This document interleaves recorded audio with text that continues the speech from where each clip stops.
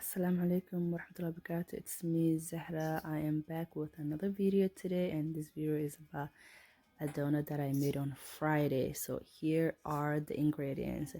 So anyways, I made these donuts on Friday. I had a guest over, so I made a donuts and sambusa, and this donut was just like, oh my gosh, it was unbelievable how it turned out.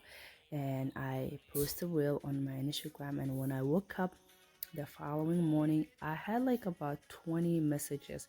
People were asking me how to, you know, make these and drop a video, or like, share the recipe.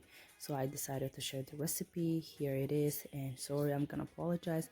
While I was recording the videos, my camera died, so um the cottage cheese, when I was adding the cottage cheese, I couldn't record it. But don't worry, I'm gonna remake another video on Friday and I'm gonna upload it. But here are the exact ingredients that I have used on this video. And if you're new to my channel, consider unsubscribing, hit the notification button. Whenever I upload a new video, you will be notified and you're not gonna miss it. And also give a thumbs up.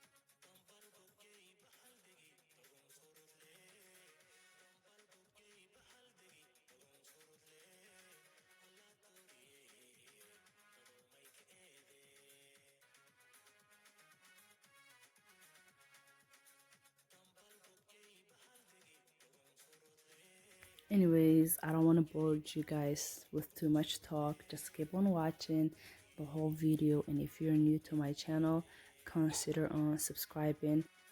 To all the desserts, most of it's egg free, allergy friendly. If you have egg allergies or like nut allergies, definitely you're gonna benefit out of it, because I'm trying to share simply what I know. Thank you guys again. I'll see you guys next time with another video. Bye.